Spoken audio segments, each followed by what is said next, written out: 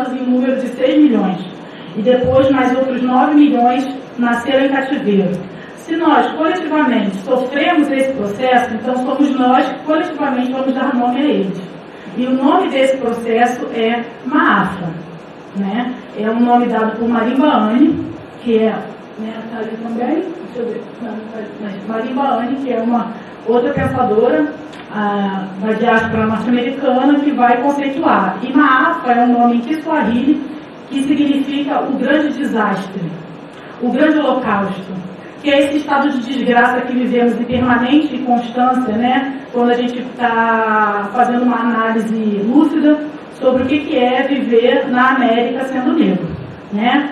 Há um processo de genocídio em curso, e esse genocídio é muito bom a gente também, dentro do processo de nomeação, dar nome a esse genocídio. Genocídio a gente pode entender, metaforicamente, enquanto um monstro disforme, né? Que mira o corpo preto. Tá? Esse monstro, ele foca no corpo preto. E esse monstro tem braços, vários braços, tá? E cada braço mira uma especificidade daquele corpo. Então tem um braço que mira se você é mulher, outro se você é homem, outro se você é criança, outro se você mora na rua, outro se você é transexual, homossexual, se você mora na favela. E no momento que aquele corpo vacila, um braço atravessa. Então é muito importante a gente entender isso. Tá? Então nós, da diáspora, nós somos sobreviventes.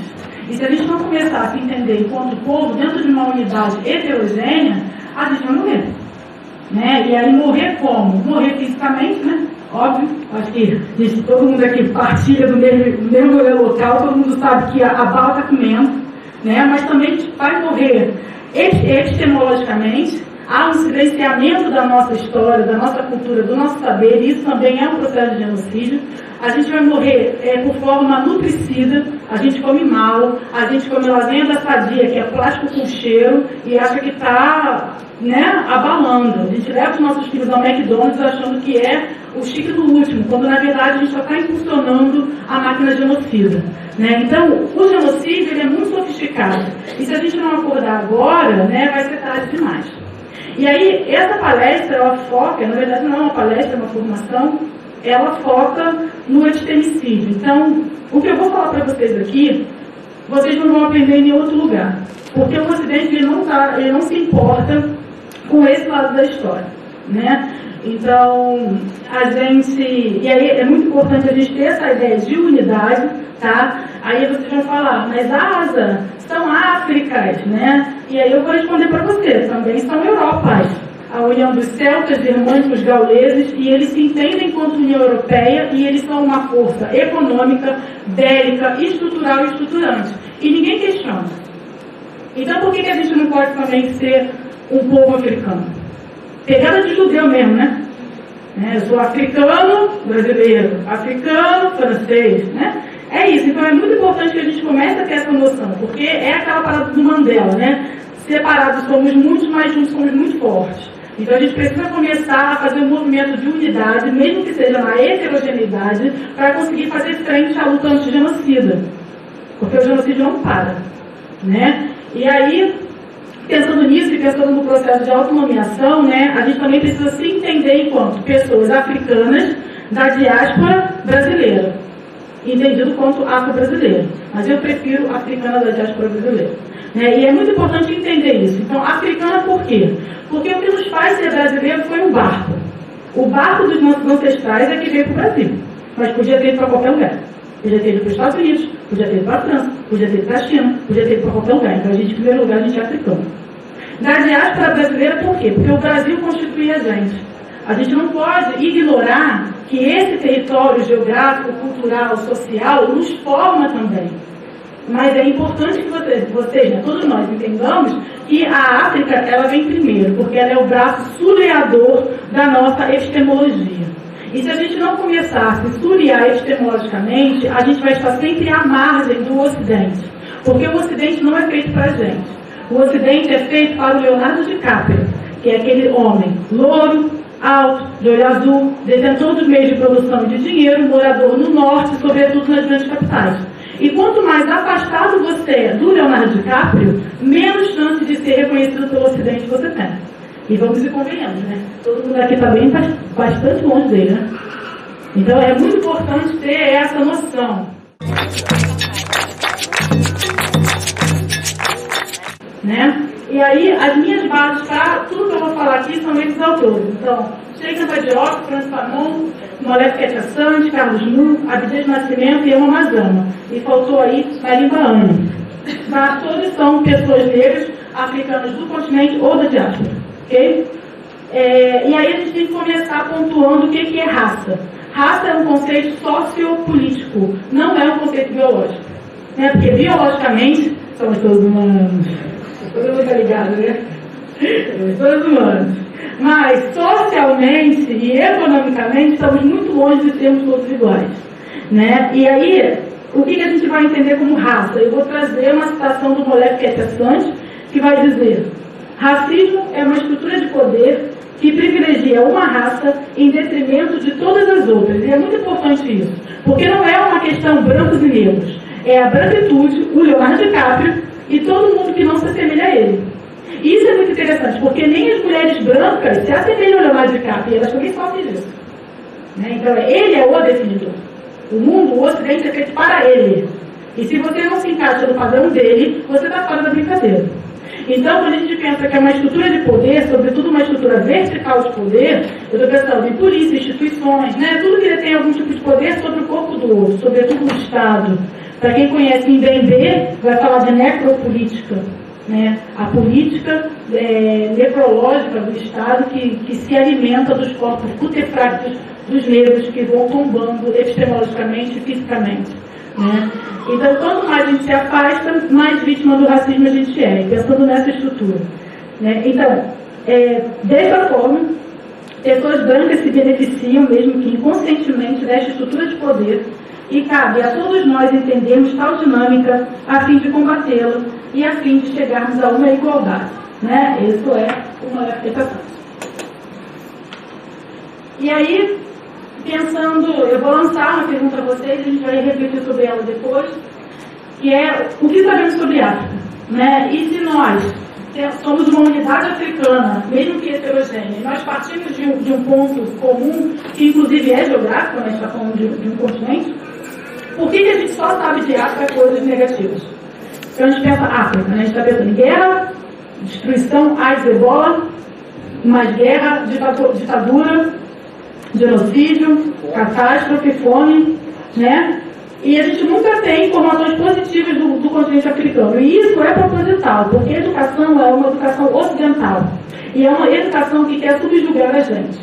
Então, como a gente está dentro desse processo de maafa, de desgraça coletiva, o grande holocausto, a gente está completamente inserida na dança do Ocidente. E o Ocidente só ensina pra gente coisas negativas da nossa ancestralidade. Então eu vim aqui hoje contar umas verdades para vocês. Ok?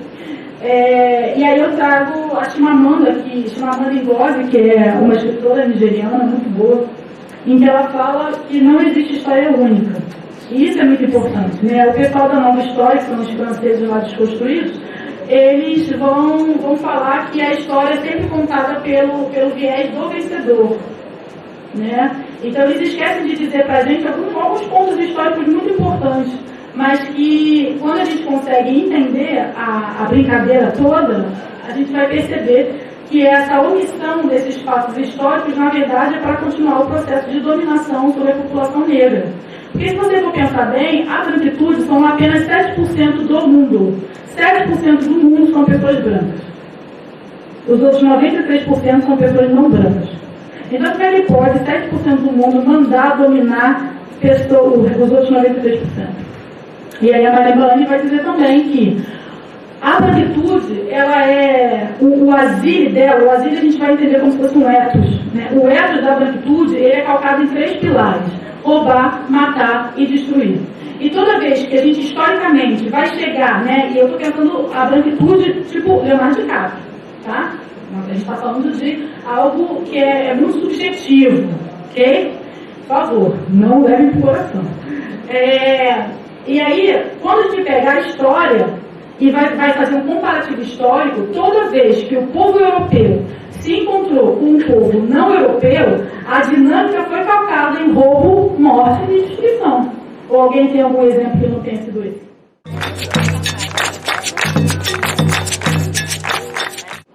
né? Quando eles encontram com os aborígenes, quando eles encontram com os indígenas, quando eles encontram com os asiáticos, quando eles encontram com os americanos, os ameríndios. Né? Então, a estrutura, o asilo de dominação, que é um asilo europeu, e a gente vai estender para o asilo norte-americano, porque os Estados Unidos é o filho pródigo da Inglaterra, a gente não pode esquecer disso, a Inglaterra é elevada à terceira potência. Então, o asilo deles, a forma como eles se colocam no mundo, é uma forma de roubo, destruição e morte. Tá? E aí, vamos às informações. Trabalho com dados. O ser humano nasceu... O ser humano surgiu na África, isso todo mundo já sabe, né? Acho que não é novidade para ninguém, a arqueologia já dá conta disso. Então, datadamente, ele vai surgir há 2 milhões de anos. Então, o ser humano surge no continente africano há 2 milhões de anos. Temos fósseis que comprovam isso. Tem Sheikh Anta Diop, né, que é a fonte, podem ver. A origem africana da civilização é uma fonte, racismo e sociedade é outra fonte, então vocês podem procurar. Então, isso já é algo muito conhecido, nem mais questionado. Então, o ser humano surge na África há 2 milhões de anos. O Homo sapiens, que somos nós, né, a nossa espécie, vai surgir na África há 150 e 200 mil anos. E aí eu estou falando de um sujeito ultra melaninado, quase azul, certo? É muito bom a gente configurar as coisas e fazer o imaginário de vocês funcionar. E aí, todo mundo sabe que o ser humano começa a se espalhar, né, pelo planeta, né, e tanto que a América é o último lugar alcançado pelo Homo sapiens e tudo mais, né. Então, essa imigração, ela começa datadamente entre 40 e 50 mil anos. Então, entre 40 e 50 mil anos, o homem negro, ultramelaninado, azul, tição, começou a se espalhar pelo planeta. E aí, o homem branco, que é o desmelanizado, cujo nome científico é leucodérmico, tá? O nome científico, ele vai surgir entre 15 e 25 mil anos. A gente surgiu há 150 mil anos. Eles surgiram entre 15 e 25 mil anos. E o ser humano sino-nipônico mongol, que também é um nome científico, que a gente vai conhecer como amarelo, asiático, né? Ele vai surgir entre 12 e 20 mil anos. E aí você me pergunta, mas Asa, como é que um preto tição chega na África e vira um branco norueguês? Aí Diop explica. Quando começa a imigração e esse sujeito ultramelaninado chega no território europeu, a incidência solar ela é muito menor. Né? E a gente sabe que quanto mais melanina a gente tem, mais proteção ao raio solar a gente tem.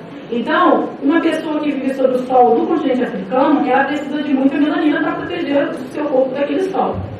Uma pessoa com aquela quantidade de melanina num território como a Noruega não vai sobreviver. E aí Darwin explica.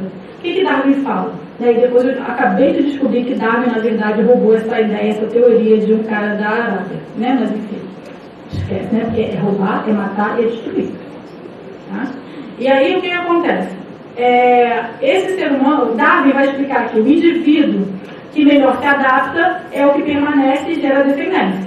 Então, a evolução da espécie humana, quando chega naquele território europeu com pouca incidência solar, ela vai perdendo pigmentação para poder se adaptar, porque a gente precisa do sol para produzir vitamina A, vitamina E, para não ter escorbuto, né, e uma série de outras doenças que vêm pela falta, pela ausência de raio solar. Então, a própria evolução da humanidade faz com que você vá perdendo a pigmentação da sua pele até você virar aquele norueguês brancão. E aí, quando a gente vê que a imigração começou há 50 mil anos e o primeiro sujeito há 25 mil, deu tempo da evolução da espécie acontecer. Então, isso faz sentido cientificamente. Né? E aí, um outro ponto que é muito importante explicar para vocês sobre melanina. Melanina não é a pigmentação da pele, tá? É também, na verdade, não é apenas. Melanina, ela é um composto químico, tá, chamado melatodona, liberado pela glândula pineal, que fica aqui, é o nosso terceiro olho. Todo mundo libera melatodona, porque o melatodona, ele é composto de ferro, tá? 75% da sua composição química é ferro. E o melatodona, ele é o responsável por todas as trocas químicas intracelulares. Então, todas as pessoas, independente da cor delas, têm melanina. Só que algumas têm melanina o suficiente para movimentar as suas células. Outras têm tantos que sofrem a pigmentação da pele.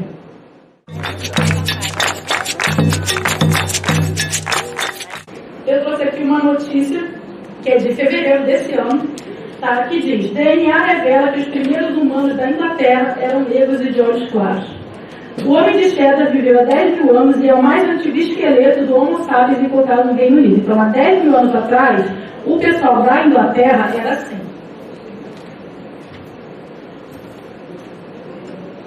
Ok? Porque, por conta dessa evolução que eu estou explicando para vocês. Eu não, de óbvio, tá? Porque eu só estou aqui como fonte de informação.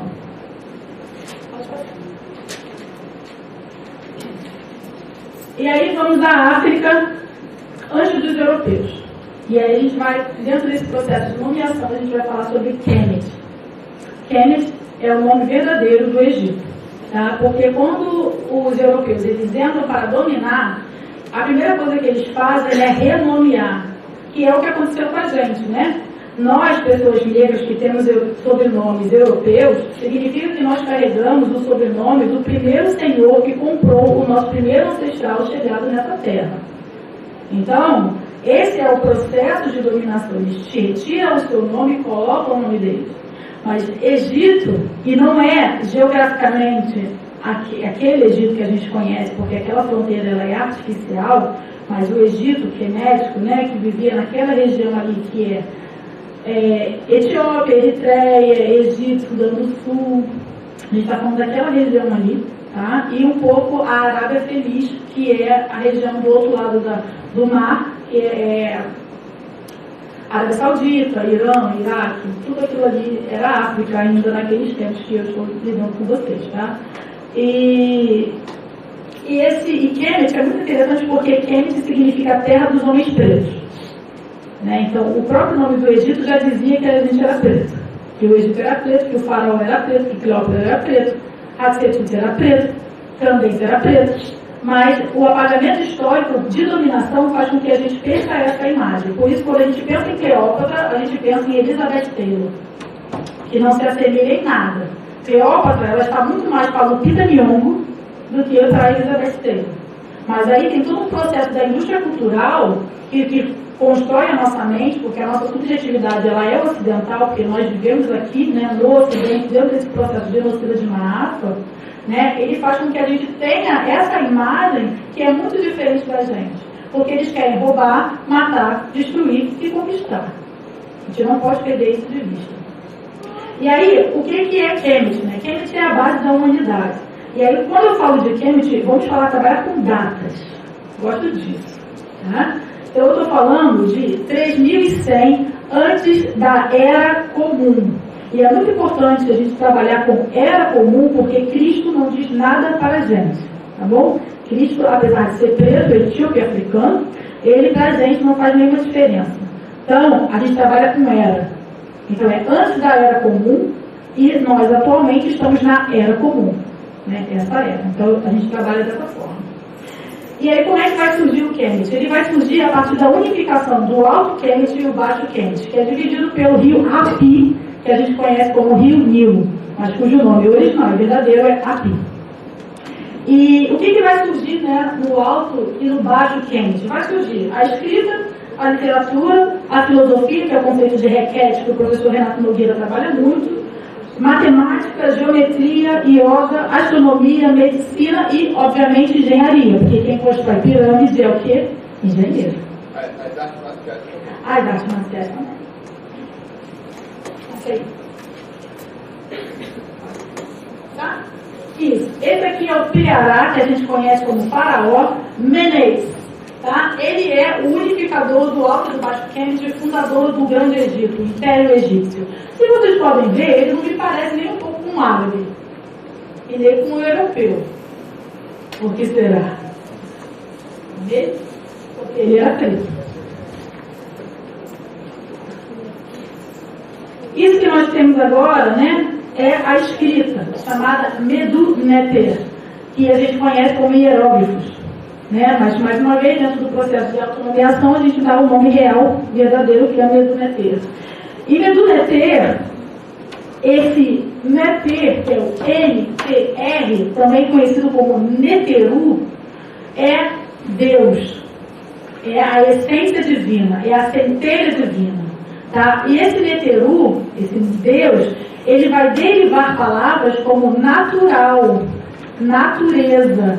Se vocês pegarem a palavra natural e natureza, é o NTR. Porque em Medu-Neter não tem vogal, só tem consoante. Então há um processo aí de apropriação linguística também. E o que significa essa natureza? Porque quem é de axé sabe, né? Deus, né, são elementos da natureza. E como a gente faz parte de uma unidade africana, quem começa com essa ideia são os queméticos. Né, os iorubais apenas, né, processam essa ideia que é muito mais antiga e adaptam a sua existência e a sua forma de ser e de estar no mundo.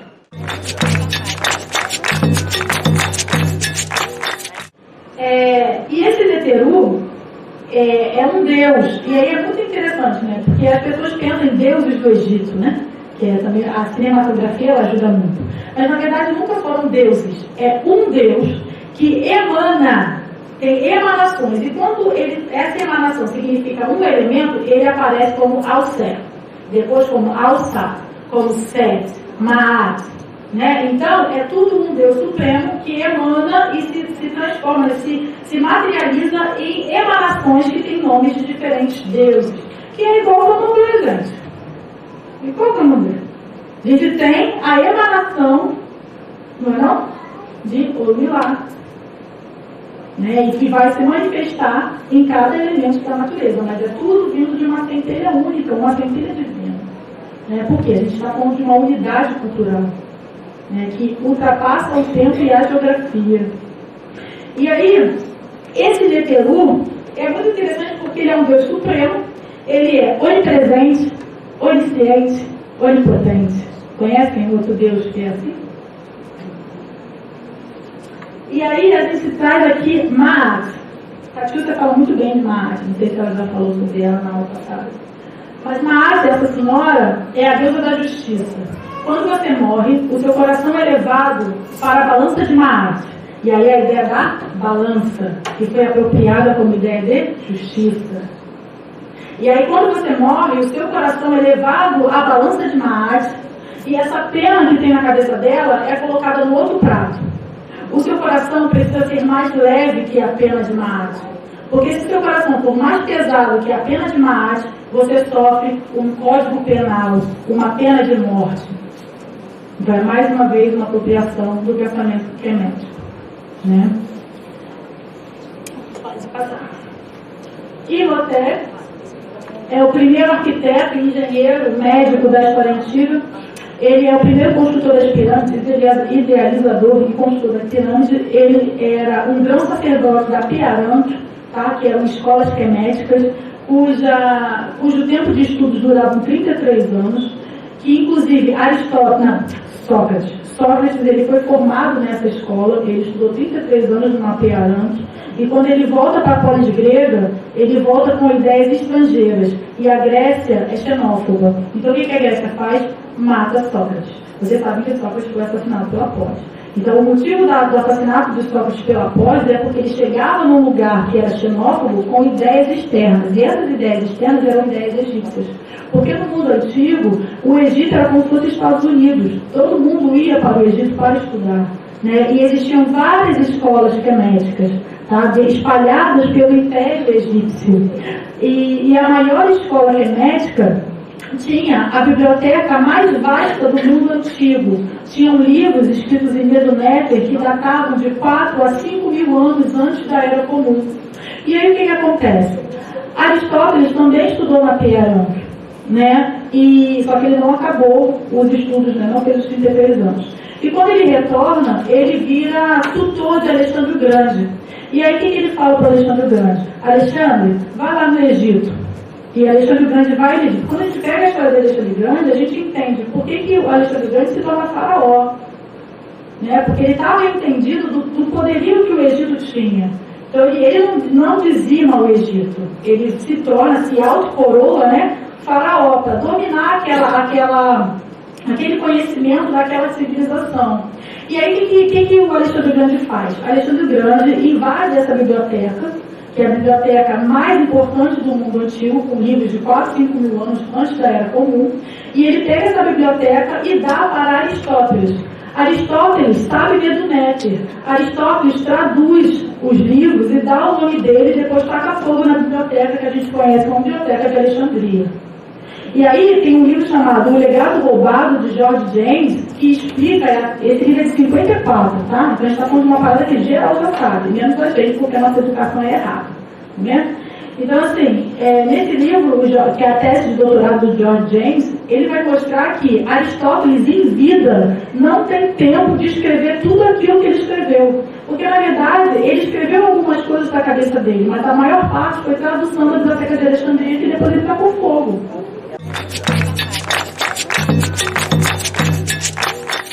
O Kemet era o império e ele vai dominar os Cuxitas, que são Etiópia, povo etíope, né? Mais ou menos. Porque Etiópia é um nome grego, que significa terra dos homens de cara preta, tá? Mas é um nome grego. O nome original é Cush.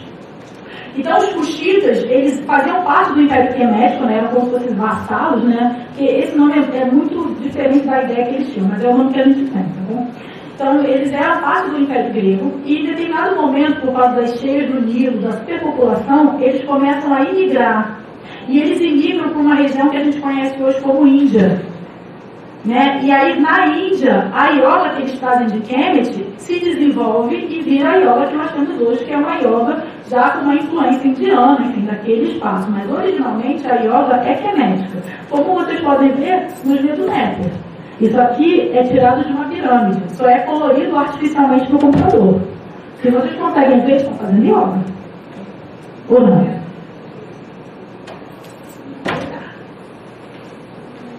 E aí a gente sai de Kemet e vai para a América.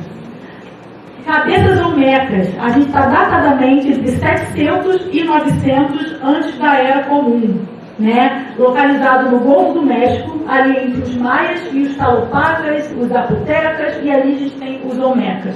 Quem são os olmecas? Os olmecas são povos núbios que, com a ajuda dos tanzanianos, não sei, acho que é tanzaniano, conseguem fazer uma escolta armada, e porque os guineenses descobriram as rotas da Guiné, eles pegam essas rotas e chegam na América em 900 antes da Era Comum. E essas cabeças olmecas, elas são pontos turísticos. Se você for ao México, você pode encontrar. E se vocês podem ver, não parece um indígena americano, muito menos um europeu. Inclusive, eles estão com elfos núbios. Por quê? Porque a Núbia era a maior esquadra armada marítima do mundo antigo. E os tanzanianos, em 700 antes da Era Comum, eles descobriram o aço. Eles criaram siderurgias com fornos entre 200 graus centígrados e 700 graus centígrados. Ou seja, eles manipulavam o aço. O aço só vai ser manipulado pelos europeus no século XVII. Os tanzanianos já dominavam o aço em 700 antes da Era Comum. E por causa desse domínio do aço, eles cediam aço para os núbios que eram grandes guerreiros de escolta armada, faziam capacetes e eles vão para o mar, o Oceano Atlântico, por causa das rotas que os guineenses descobriram, porque os guineenses já faziam nessa região do México. E aí você me pergunta, mas como é que a gente não sabe disso? Porque o nosso asile, enquanto pessoas negras africanas, não é um asile de dominação.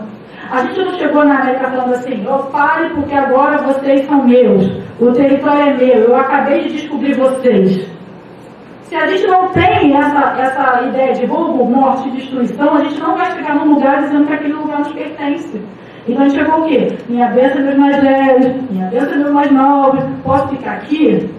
Pode? Então show, vou ficar aqui construindo minhas cabeças olmecas. Então vocês não vão ver na nossa história, nunca, jamais, uma narrativa que diz que a gente conquistou algum lugar, porque a gente não é de conquista. Mas as cabeças olmecas estão lá.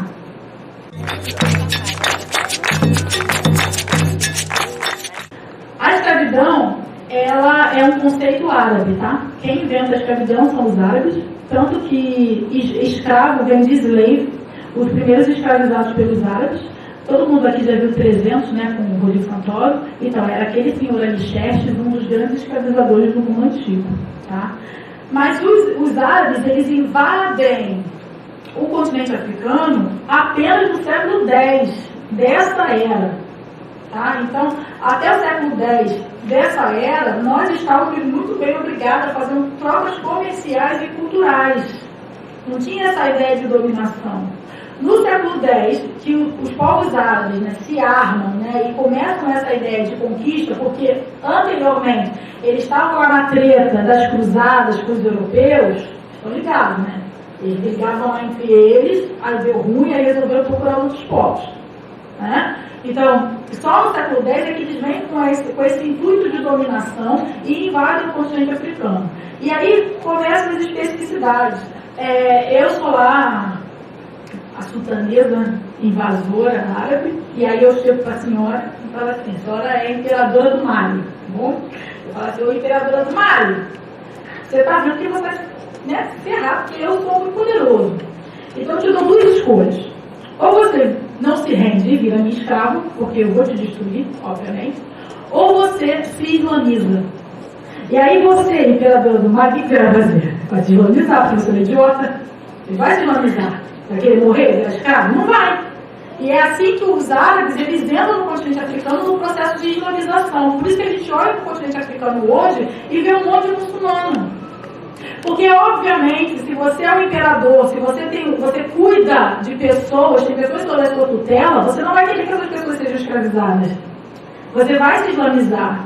Né? E é assim o processo de islamização. E os árabes, quando você se islamiza, você já é um igual. E aí começa o quê? O processo de miscigenação.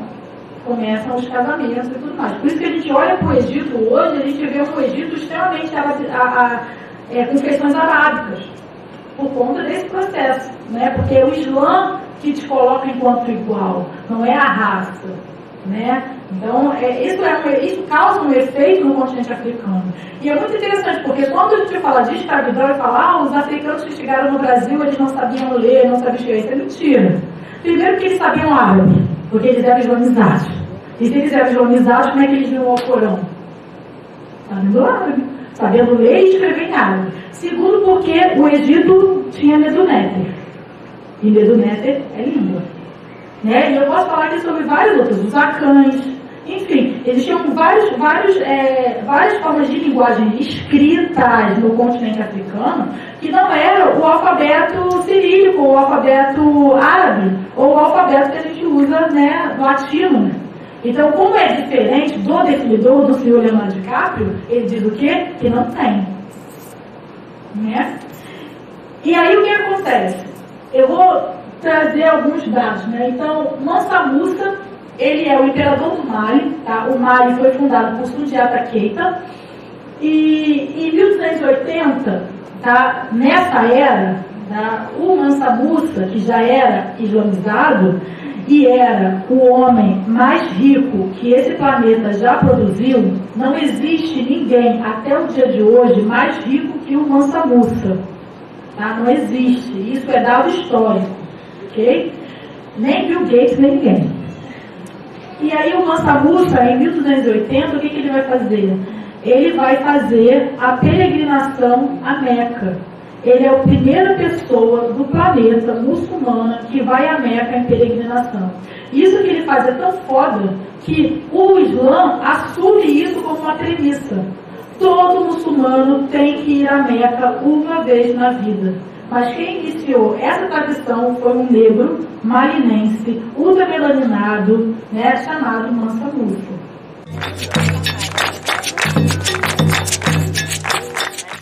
E o Mansa Musa, essa viagem do Mansa Musa, ela vai durar 2 anos.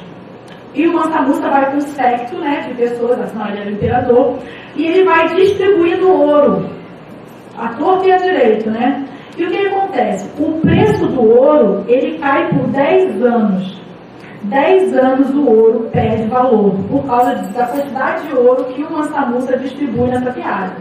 E aí dizem as más línguas que uns certos europeus ouviram que tinha um certo pretinho distribuindo ouro a torta à direita, lá embaixo da linha do Equador.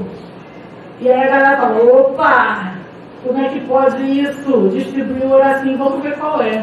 Então diz a história, e o nome dessa história é Vertente da Nova História, que é uma origem de pesquisa na França. Começa a pesquisar e entender que, na verdade, o motivo real das grandes navegações europeias é porque eles descobriram que existia uma Mansa. E aí o que? Ganância. Vamos descobrir. Se ele está distribuindo ouro assim, é porque tem ouro demais, todo mundo vai ver qual que é. E aí, o sobrinho neto, e aí é muito interessante a gente pensar nisso. Por que é sobrinho neto? Porque na África a origem é matriarcal e matrilinear e matrifocal. Então o que significa? A nossa linhagem ela é uterina. Então, tem o rei. O próximo rei não é o filho desse rei. É o filho da irmã por parte de mãe desse rei. Porque a linhagem é uterina. É o sobrinho do rei por parte de mãe. Por quê? Porque essa criança sai do útero familiar que gerou esse rei. Se por acaso fosse o filho do rei, essa criança sairia de uma outra linhagem uterina, porque quem geraria essa criança é uma outra mulher que casou com o rei. Isso faz uma grande diferença. Então, o sobrinho neto do Mansa Musa, que é o Abu Bakr II, em 1300, ele funda a primeira universidade desse planeta, que é a Universidade de Timbuktu, no Mali. A Universidade de Timbuktu ela está de pé até hoje, inclusive tem convênio com a UFRJ, se você quiser também tentando lá. E o Abu Bakr, ele é um cara das artes, né? Das letras, das artes, muito inteligente e tudo mais, né? E ele resolve, ele sabe, né, dos povos olmecas, e ele resolve ir atrás, né, dos olmecas, né? Então ele faz uma viagem que nunca volta dessa viagem, né? Ele vai de navio, ele vem para a América. Abu Bakr vai para Recife. Abu Bakr esteve em Recife, tá? Ele tem dados históricos que ele esteve no Recife, e depois de sair do Recife, ele vai para o Golfo do México, onde encontra os olmecas e se estabelece e fica por lá e morre lá. As grandes navegações europeias, isso é muito interessante, né? Porque a Europa é meio megalomaníaca, né? Tudo dele é grande, as grandes navegações europeias. Você é da Great Britain. A base de dominação europeia ela é sempre baseada em eu chego, divido e conquisto. Tá? E isso é para além de África. Tá? É a forma como eles lidam com o mundo. Tá? É sempre baseado nessas três premissas, né? Roubar, matar e destruir, dividir para conquistar, tá? E dominar. E aí eles vão e já conhecem a escravidão árabe, porque eles conhecem os árabes desde as cruzadas, tá? Os árabes não são inimigos novos para eles já vêm historicamente de uma relação com os árabes muito antigas, né? E aí eles já conhecem o processo de escravidão, já entendem o processo de escravidão, sofisticam o processo de escravidão e aplicam no continente africano, né? Daniel que o Fanon fala assim, a Europa só é Europa porque a África é África. Porque tudo que a Europa tem de riqueza, ela roubou dos outros povos. Por quê? Porque ela é roubar, ela é matar e ela é destruir. A gente não foge dessa dinâmica. E aí, a pergunta, sempre quando eu dou essa aula assim, aí vem uma pessoa, mas os negros escravizaram os negros, isso é herege. Né? Eles começam assim. E aí é muito bom explicar algumas coisas. O que existia no continente africano não era regime de escravidão. Porque a gente nunca escravizou ninguém. E já no tomate cortado já significa muita coisa, né? Vamos e convenhamos. Então, assim, os africanos nunca, jamais escravizaram. Não faz parte do nosso asilo. Tá? Vai acontecer outras dinâmicas, e depois eu explico, que vão abrir brechas para o processo de escravidão. Mas não há historicamente um relato sequer de alguém que tenha sido elevado ao grau de... Elevado não, rebaixado ao grau de coisa, né? Porque o escravo é uma coisa, ele é coisificado, ele é desumanizado. Não há nenhum relato histórico que mostre que isso tenha acontecido dentro do continente africano. Agora há relatos de servidão. E a servidão era o seguinte: eu vencia vocês e aí vocês viravam meus servos. Só que só virava servo quem tivesse algum valor para aquele vencedor. Ou era um grande intelectual, ou tinha algum valor de conhecimento técnico. Se não tivesse esse valor, você morria. Eles estavam de guerra. Entende? E essa servidão, ela tinha data para acabar. Ela durava entre 2 e 10 anos. Depois desse período, você tinha duas opções. Ou tchau e bênção, ou você era integrado à comunidade. Mas você tinha casa, você podia construir família, você tinha uma dignidade. Você não deixava de ter dignidade só porque você era um servo. E isso é muito importante pontuar. Porque os europeus, eles fazem justamente o contrário. Eles tiram a sua humanidade e até hoje não devolveram, né? Porque a gente, vamos e convenhamos, a gente não é humano na roda do Ocidente, né? Então eles tiram a sua humanidade, te coisificam e agem sobre você com o maior grau de brutalidade, né? E a gente já sabe como vai se dar o processo de escravidão e o surgimento dessa diáspora dentro desse processo de Maafra, né? E aí eu já falei do sequestro do Atlântico e já falei do surgimento forçado da diáspora africana.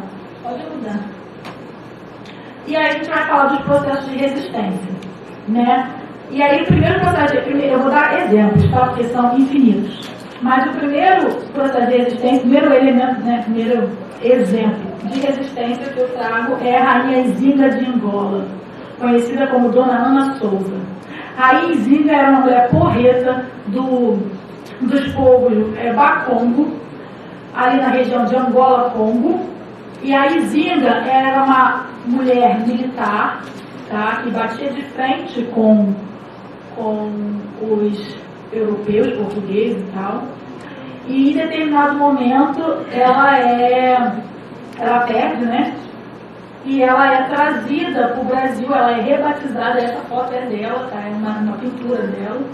E ela é trazida para o Brasil, para a região do Maranhão, porque o Maranhão é onde vai ter a maior diáspora ali dos Bacongos, né? Da região ali do Congo, Angola, por questões também geográficas, né? E o que acontece? Rainha Nzinga era uma rainha, né? Uma mulher que tinha um título, né? E que era venerada, e ainda por cima era um grande exemplo histórico. E os congoleses, né, e angolanos, aqui não são ainda esses nomes, né, mas aqueles escravizados dessa região que estavam no Maranhão, toda vez que eles sabiam que algum rei, algum imperador, alguma figura importante era sequestrada e trazia como escravos, eles faziam a recepção desse rei, chamada congada. Então a congada é a forma que aqueles escravizados eles se organizavam para receber aquele soberano que foi escravizado. Então, o relato histórico diz que quando Nzinga chega no Maranhão, toda a cidade de São Luís para. Porque é a rainha Nzinga que está chegando. É aquela mulher que bateu de frente com os europeus, né? E a gente tem, historicamente, muitos relatos de mulheres, né, africanas poderosas, né? A gente tem a rainha de Sabá, que é a rainha etíope, tá? A maior rainha do Império Antigo de Cush, né? Ela é uma rainha cuxita e da Arábia Feliz, que vai ser dada o nome a ela de Sabá, quando ela vai encontrar Salomão, né? Na verdade está falando de uma rainha preta etíope. E a gente tem Candace. A Candace, a primeira, né? Candace, porque depois Candace virou um título de realeza. Tá? Todas as rainhas do Sudão do Sul são chamadas de Candace em homenagem à primeira Candace. E essa primeira Candace, ela, em 340 antes da Era Comum, no período de César Augusto, ela vai bater de frente com o César Augusto. Ela vai liderar a escolta armada militar, tá, etíope, né, cuxita, contra o César Augusto. E tem relatos do César Augusto dizendo que nunca tinha visto uma mulher fazer aquilo, porque eles são patriarcais. Então não era acostumado. A mulher lá ficava o quê? Em casa, né, bordando. Né? Enquanto as nossas estavam ali na frente, guerreando, batendo de frente. E a Candace, ela perde um olho nessa luta contra César Augusto, e mesmo assim ela continua lutando, e ela morre em campo de batalha numa outra guerra. E ela é tão foda, que o Ocidente se apropria da história de Candace e dá o nome a ela de Joana d'Arc. Joana d'Arc é a história da Candace, que é reapropriada e remoldada aos olhos do Ocidente. Então, mais uma vez, a nossa história sendo corrompida e apropriada pelo Ocidente, né? Então, a gente tem na nossa história mulheres extremamente extremamente fortes e que fizeram a resistência do povo africano.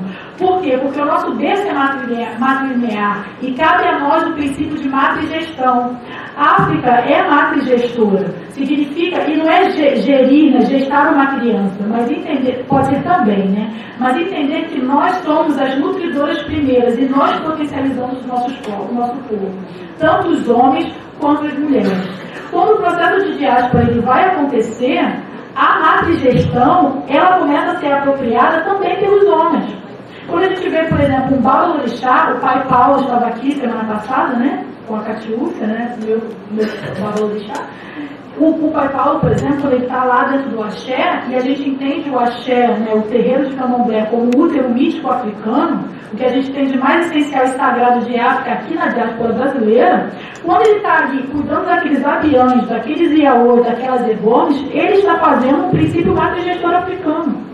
Porque você não precisa ser essencialmente uma mulher ou gerar aquela vida por via uterina para matrigerir.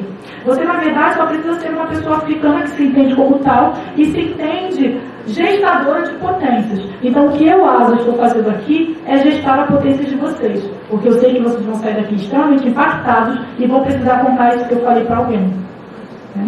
Isso é matrigestão.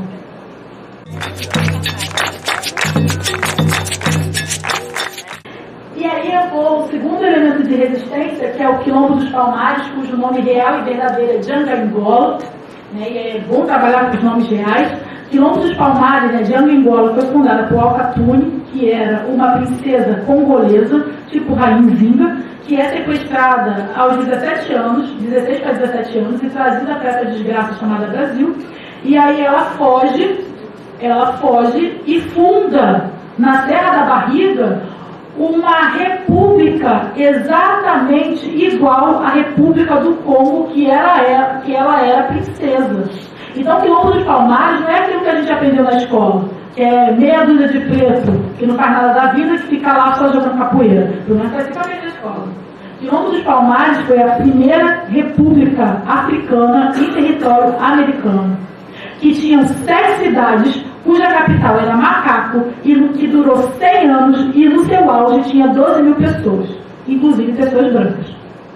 Então, é muito importante a gente entender o processo histórico. E assim, eu acho que nós, africanos da diáspora brasileira, temos que incluir nas nossas rotas de viagens uma ida a Palmares. Porque é um processo de resistência. Os nossos filhos, os nossos netos têm que conhecer Palmares, isso é obrigatório. Do mesmo jeito que os nossos filhos, os nossos netos têm que conhecer Marcus Garvey, têm que conhecer Malcolm X, têm que conhecer Martin Luther King, têm que conhecer Nelson Mandela, têm que conhecer Rainzinga, eles também têm que conhecer Palmares a partir de uma visão completamente nossa. Porque na escola eles não vão aprender isso. E aí a gente vai agora para outro processo de resistência, que é a trança nagô, né? Quando eu descobri isso, eu fiquei com muita raiva, porque quando eu era criança, a minha mãe fazia trança nagô em mim. E eu era escorraçada na escola, chamada de neguinha de cabelo duro, né? Aquela coisa que todo mundo sabe o que é, né? Então, eu tinha um ódio mortal, mas eu não sabia do que eu vou contar para vocês. Que as tranças nagôs, elas eram rotas de fuga que as escravizadas trançavam no cabelo para poder passar recado. Isso é de uma inteligência que FBI nenhum, CIA nenhuma consegue dar conta. Então eu tinha que ter sabido disso quando eu era criança, porque a primeira pessoa que ia falar que eu estava de neguinha de cabelo duro, eu ia falar, você que é burro, que não sabe ler o que está escrito. É uma virada. Por isso que a gente precisa de uma educação que fale de nós para nós. E se a gente não consegue essa educação dentro do processo escolar, fazemos nós mesmos. Nos organizemos, façamos as nossas próprias escolas. E quando eu falo de escola, eu não estou falando de escola isso aqui, eu estou falando que só precisa de uma árvore e de uma roda. Só isso. Inclusive, quem tem filhos, a gente vai fazer uma formação para crianças dia 30 de setembro, de 9 a meio-dia, no Parque de Madureira. Para crianças. Pode falar comigo. Depois, a dinka. Como vocês podem ver, esses símbolos que a gente tem, assim, esses símbolos são chamados de adinkas, que são alfabetos dos povos acães. Os acães eram grandes ferreiros, e eles vieram como escravos para trabalhar o ferro. E os acães escreviam nessa linguagem, chamada Adinka. E tem uma linguagem lá, aquele coraçãozinho lá em cima, e aquele outro pássaro ali embaixo. Os dois significam a mesma coisa, que é Sankofa. E Sankofa significa: nunca é tarde de voltar ao passado e recuperar para fazer o presente mais glorioso e dar um passo para o futuro. Vocês sabem que aquelas grades ali são espalhadas pela cidade toda, né? Porque o nosso povo é foda. Ele deixou um recado para a gente mesmo. Isso é muita fé. É muita fé. Quando você deixa recados numa língua que só o povo preto conhece, espalhe esses recados pela cidade, é porque você acredita que no futuro esse passado vai ser recuperado e essa mensagem vai ser dada. Recuperemos o Sankofa. O que eu estou fazendo aqui com vocês é a recuperação do Sankofa.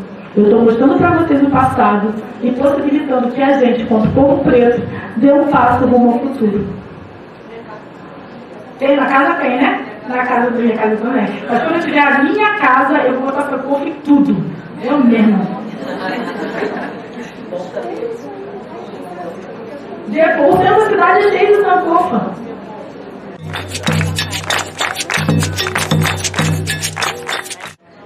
Outras formas de resistência, né? A religiosidade, espiritualidade. Eu não gosto muito da palavra religiosidade, eu gosto de espiritualidade.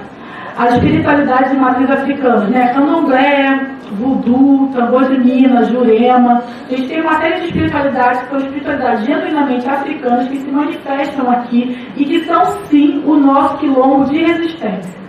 Né? Saber que a ancestralidade, ela compõe o nosso ser. O nosso ser, ele é formado de Ba, que é a nossa alma, entendimento de alma ocidental. O nosso Ka, que é a nossa alma coletiva. Se a nossa alma coletiva não estiver estruturada, o nosso Ba não se estrutura.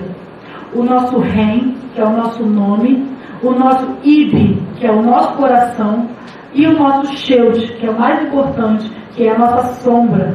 A sombra é a nossa ancestralidade. É igual sombra, cada um tem a sua. E nós, cada um de nós aqui, somos a soma dos nossos ancestrais. Né? Quando nós estamos sendo gerados na barriga da nossa mãe, a nossa mãe e o nosso pai, na verdade, mais a nossa mãe, ela lega pra gente uma gota do sangue dela. E essa gota do sangue dela que ela lega pra gente, na verdade, é uma gota que a nossa avó legou para ela, que a nossa bisavó legou para a mãe dela, que a nossa trisavó legou para a mãe. Então nós carregamos dentro do nosso IB a gota de sangue dos nossos ancestrais. E ancestralidade não tem a ver com religião. E ancestralidade todo mundo tem, você querendo ou você não querendo. Tipo, você pode se enganar, é livre. Mas é importante que a gente comece a recuperar a nossa ancestralidade para efetivamente dar um passo. Porque se a gente não tiver a nossa completude enquanto povo, a gente não vai conseguir fazer uma luta anti-genocida. Né?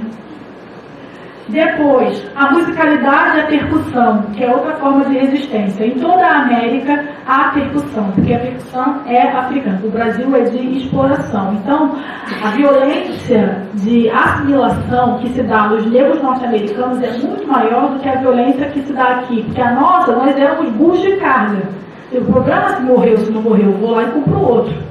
Nos Estados Unidos não era. Eu preciso fazer com que aquele negro ele se assimile, se torne parte da comunidade, porque trazer o negro da África para os Estados Unidos era muito caro. Então os colonizadores eles queriam que aquele negro ficasse vivo. Né? Então o processo de colonização lá, de escravidão, né, e colonização com aqueles negros, ele vai se dar de forma diferente. Só que o que acontece? No século XVII, eu só não me lembro mais da data exatamente, mas no século XVII acontece a revolta de Maryland, que é uma revolta em que os negros africanos, através do tambor, né, quem é de axé sabe que o tambor é um instrumento de comunicação, né, quem é ogã sabe mais ainda, né? Então o que acontece? Os neguinhos lá na senzala, lá, todo mundo pensando, deixa eles lá dançando. E na verdade estavam falando assim, amanhã às 7 horas vão entrar, invadir e matar todo mundo. E foi isso que aconteceu. Eles invadiram e mataram todo mundo. Criança, adulto, velho, todo mundo. Imagina, né? Isso se dá no sul dos Estados Unidos. A branquitude se desespera. E aí o que eles fazem? Punem, né? Tem também a revolta do Nat Turner, né? Vocês estão ligados, né? Que é uma revolta muito parecida. Eles punem, né? Mas eles retiram o tambor. O tambor é proibido em todo o território norte-americano. Só que o que acontece? A branquitude quer que os neguinhos toquem para eles nas festas. Então eles dão para os africanos instrumentos de metal e o piano para eles poderem continuar animando as festas. Só que o nosso povo, ele é pulsão vibracional musical o tempo todo. A gente pulsa a música, a gente vibra a música, nós somos musicalidade em essência. Então o que acontece com os pretos? Eles começam a reproduzir nos instrumentos de metal a comunicação do tambor. E essa é a primeira base do jazz. O jazz é uma tentativa, e depois ele vai evoluir, porque sofreu outras influências e ter o que a gente tem hoje quanto jazz. Mas é uma tentativa, porque nós somos sementes, né? Tem um conceito chamado afrorizoma, né? Que o rizoma africano, ele é semente. Onde quem que a gente é plantado, a gente brota, a gente fecunda, a gente se multiplica, porque nós somos isso. Nós somos os primeiros dessa terra e nós seremos os últimos dessa terra também. E aí a gente tem aqui dentro do território nacional a revolta dos Malês, que é a primeira revolta muçulmana africana aqui dentro, né? E muito interessante porque na revolta dos Malês, quando ela é desarticulada, esses africanos eles retornam para o continente. Eles não são assassinados, eles retornam, né? Eles são colocados no barco e retornam.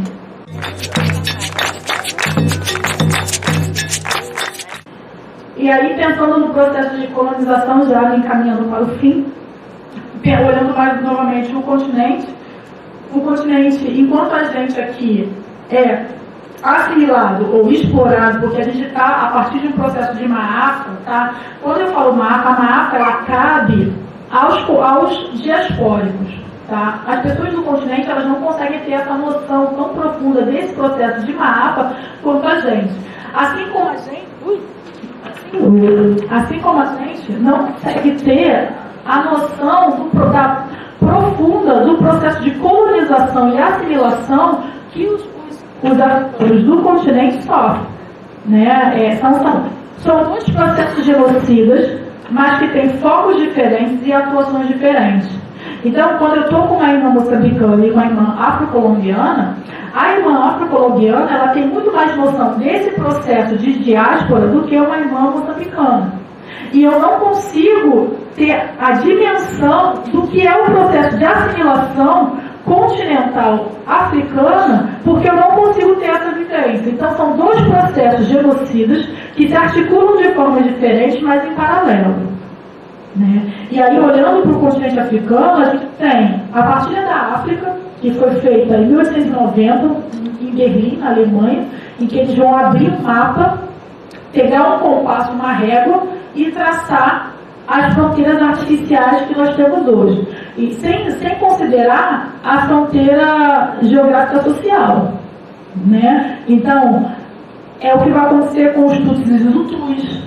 Né, vai acontecer com uma série de etnias que originalmente são inimigas, mas por conta de um invasor estrangeiro que vai determinar com um compasso e uma régua aquela fronteira, a partir desse momento eu tenho que me entender angolano, me entender sul-africano, me entender o que for, entende? Aquelas fronteiras elas são artificiais. E por que aquelas fronteiras foram criadas? Porque a Europa, na sua ganância de riqueza, ela resolve partilhar a África para cada uma ter o seu quinhão. Né? Então você tem Leopoldo II, que invade o Congo e que detém ali a pessoa dele. Isso é muito interessante, porque nos outros processos, os territórios africanos pertencem a um território europeu. No caso do Congo, o Congo pertence ao Leopoldo. Né? Então isso também faz com que a visão seja diferente. E aí o Leopoldo ele vai fazer o seguinte, no período do Fordismo, né, o Congo é o coração da África, ele tem todas as riquezas que você possa imaginar até hoje, e aí ele vai fazer o seguinte, a partir de uma certa idade, todas as pessoas têm que produzir uma certa quantidade de borracha. Se você não produz essa quantidade, você tem que escolher onde eles vão cortar o seu braço. Ou vai ser meia manga, ou vai ser manga longa.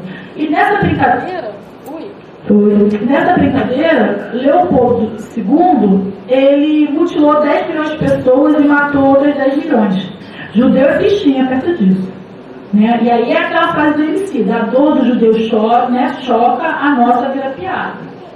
Né? Então, com o Congo pode. Né? Com o Congo pode. E aí, pensando na questão do Congo ainda, e o Jackson pode falar melhor, que ele é congolês, o Congo atualmente está em guerra, né? A guerra do coltan, porque 70% desse mineral, né, desses dois minerais, a reserva desses minerais estão debaixo de um território congolês, tá? E a gente precisa do coltan para fazer uma série de coisas, como teclado touch, tá? Tela de LCD, iPhone, armamento militar, caça. Então, a gente tem que ter uma responsabilidade quando a gente começa a entrar no consumo desenfreado. Porque a gente sabe que para isso aqui funcionar, alguém morreu para aquele coltan ser explorado. E aquele alguém que morreu foi alguém que poderia ser a gente. Porque a gente só está aqui por causa de um barco. Né? Depois, a questão do apartheid, que é o mais difundido, né, na questão da África do Sul, Nelson Mandela. As diferentes guerras civis, que são sempre moldadas pelos europeus. É sempre um europeu que taca fogo, né, e depois sai correndo dizendo que o que está acontecendo. Igual aquele meme do John Travolta, né, é a cara deles. Né? E o Boko Haram, e aí eu sugiro para vocês um filme chamado Timbuktu, que ganhou o Festival de Cannes, que é um filme excelente, e que vai falar do impacto da entrada do Boko Haram no Mali, né, a mudança, as trocas culturais e quanto isso é nocivo para o continente africano. Mas a gente também tem resistência no continente africano, e eu gosto de trabalhar com nomes, né? Então, resistência são Chaka Zulu, Gunguiana, Kwame Nkrumah, Amilcar Cabral, Samora Machel, Thomas Sankara, Jomo Kenyatta, Graça Machel, Winnie Mandela, Nelson Mandela, Steve Biko. Então a gente tem pessoas que estão o tempo inteiro pensando a descolonização territorial, mas sobretudo a descolonização mental. Né? Que é o que o professor Jair sempre fala. Assim. A nossa consciência é negra, mas a nossa subjetividade é branca. A gente é completamente ocidentalizado. E o continente também. Cada vez mais.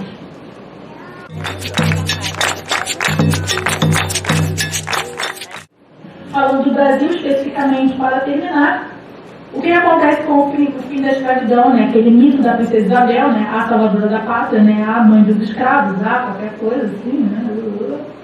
Na verdade, ela não tem nada a ver com isso, porque quem vai realmente fazer o processo de abolição são os abolicionistas negros, porque a história gosta de botar uma galera branca para dizer que foi abolicionista, e ela não foi, né? E aí está falando de quem? Está falando de Luiz Gama, que é filho de Luísa Maim. E Luísa Maim era quem? A revoltora dos malês. Já tem aí uma trajetória, né? A gente está falando de André Rebouças. Sabe o Túlio Rebouças? O André Rebouças era preto. Era engenheiro, né? Os irmãos Rebouças, engenheiros pretos. Porque existia no final do Império, né, português, existia uma pequena elite negra que comprava sua alforria. Inclusive, como é que funcionava, né? Estamos aqui, um grupo de 5, né? E aí a gente trabalhava juntos, botava o dinheiro, trabalhava tipo aluguel, né? Uma série de coisas assim, fechando serviços, e aí pegava esse dinheiro e colocava numa caixinha. Quando esse dinheiro, isso existe até hoje, né? A galera se junta e todo mundo bota todo mês numa caixinha e no mês cada um perde, né? Então, isso vem do período da escravidão. E aí bota nessa caixinha, e aí, quando tivesse um determinado montante, comprava a alforria de um. E aí esse um alforriado trabalhava mais ainda para botar mais dinheiro para formar a caixinha e comprar a alforria do outro. Essa é a origem da Caixa Econômica Federal. Por isso chama Caixa. Tá? É mais uma vez uma apropriação da nossa história, que a gente é muito foda. E aí, tem a Maria Firmina dos Reis. Ele está escrito de Jesus, mas é que eu dei uma câimbra mental e eu confundi com a Carolina. Tem a Maria Firmina dos Reis, que é a primeira romancista negra, né? Uma mulher que vai escrever Úrsula, que é um romance muito bom, que é contado a escravidão a partir de personagens escravizadas, e quem escreve é uma mulher negra, né? É a fundação da literatura afro-brasileira, com a Maria Firmina e o Luiz Gama. Tá? E em determinada passagem desse livro, né, eu esqueci o nome dela, tem uma senhora, uma mais velha, que também é escravizada, e em determinado momento ela conta para Úrsula como é que se dá o sequestro dela. Né? Isso é muito pesado, assim. A personagem contando como é que ela foi sequestrada e trazida para o Brasil. Assim. Então, é uma literatura que dá conta da nossa história, que a gente precisa também apropriar e recuperar. Assim. É um livro que todas as pessoas negras têm que ter na estante. Depois disso, você tem, com o fim da escravidão, a ausência de políticas públicas, né? Eu acho que isso não é novidade para ninguém, né? Não estou falando aqui nenhum. E o fim dessa pequena elite, né? E aí o que acontece? Aparece um senhor chamado Nina Rodrigues, que é um dos fundadores da Escola de Medicina da Bahia, que ele é lambrosiano, né? Não sei se vocês sabem, mas Lambrosio é um italiano racista safado, que vai criar a criminologia a partir do fenótipo, né, da pessoa. Então, se você tinha a cabeça mais assim, o nariz mais assado, você ia ser um criminoso. E aí o Nina Rodrigues, que era discípulo dele, vem e funda a Faculdade de Medicina. Que a gente está muito bem nessa parada. E aí, o que ele vai fazer? Isso existe no documento do Itamaraty, tá? É um documento público que foi liberado em 2009 para a população brasileira, porque acaba, né, o período lá de guardar, sei lá, muito bem, mas o negócio é público, tá? É o seguinte, o Nina Rodrigues, ele junto com uns outros racistinhas, tudo ali, eles fizeram um projeto de embranquecimento da população brasileira. O Nina Rodrigues fez um cálculo, que eu não sei de onde ele calculou isso, que se você começar a miscigenar a população negra com população branca, em 40 anos o Brasil não teria mais negros. Tá? Isso é um projeto estatal, tá? Do Brasil, documentado e que está na internet para qualquer cidadão brasileiro acessar. Sendo que eles não sabiam uma coisa, assim, genética, né? Não sabia disso. Porque o que a genética vai dizer? Se você mistura um branco com um não branco, o resultado é necessariamente não branco.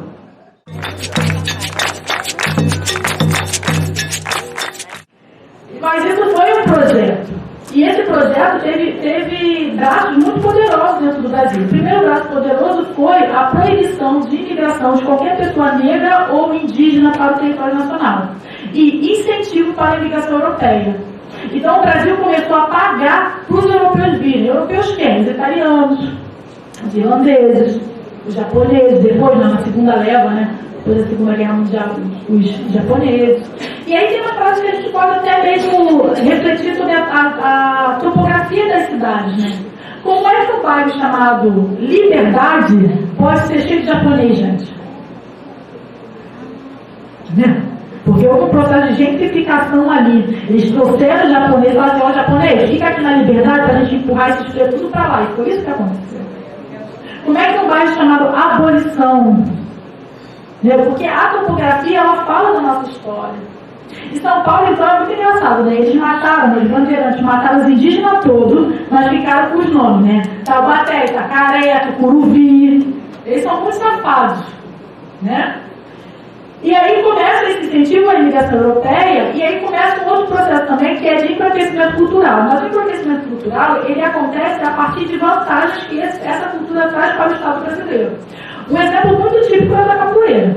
A capoeira, até o período do presidente Vargas, né? Até Vargas, né? Antes de Vargas, sempre foi uma coisa de preto, pobre, favelado, vagabundo, tinha a lei da vadiagem. Até os europeus começarem a achar aquela dança, né? Aquela dança muito interessante. Aí o que o Brasil faz? Vira patrimônio nacional. Então, a ideia de patrimônio nacional é uma ideia de apropriação cultural, a verdadeira apropriação cultural. Porque essa apropriação cultural facebookiana, isso é para a gente perder o foco. Porque assim, se a branca está de turbante ou sem turbante, isso é de menos para a nossa luta anti-genocida. Porque depois que todo mundo morrer, a branca vai dizer que o turbante é uma criação finlandesa. E não vai ter ninguém para defender isso. Então, foco, meu povo. Foco. Né? Então, esse processo de apropriação de elementos culturais reais, né, que são embranquecidos pelo Brasil, isso sim é algo que a gente tem que se preocupar. Como candomblé vegano, porra é essa? Entende? Iemanjá branca. É isso, assim, porque daqui a pouco, dentro do processo mesmo de morte física da gente também, a gente vai perder essas essências culturais nossas, né? E eu não estou falando de ter branco ou não ter branco no candomblé, porque isso para mim é até um falso problema. O importante é que a branquitude dentro do candomblé saiba que o ancestral é preto, que não é o ancestral dela. Ela pode cultuar quem ela quiser, mas o ancestral que está ali é nosso.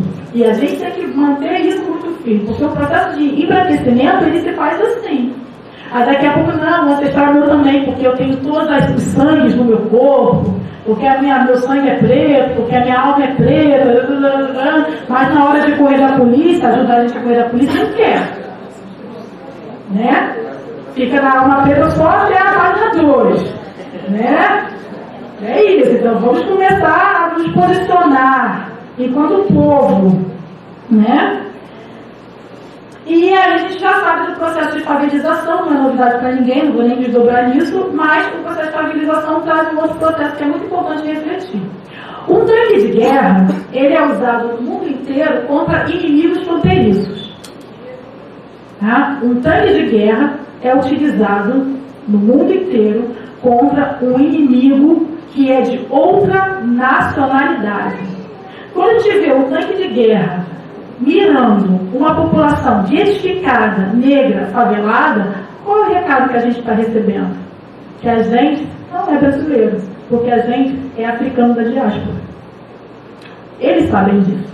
A gente que é preto não sabe, mas o mundo inteiro sabe. É aquilo, né? O preto é que fica sempre na dúvida se é preto ou se não é, mas o branco sempre sabe que é branco. Enfim, e o último slide, que é a Redenção de Cã, que é um quadro que está lá no Museu Nacional de Belas Artes do Rio de Janeiro, que é um quadro do Modesto Brocos, que mostra o ideal de embranquecimento da população brasileira, né? A arte fala muito, né? Então o que a gente tem? A gente tem uma senhora extremamente retinta, dando graças, porque a filha dela, que já é miscigenada, já é mais clara, casou com um branco e teve um filho branco. Porque essa é a redenção de Cã, que paira sobre o imaginário brasileiro. Certo? Muito obrigada. É isso.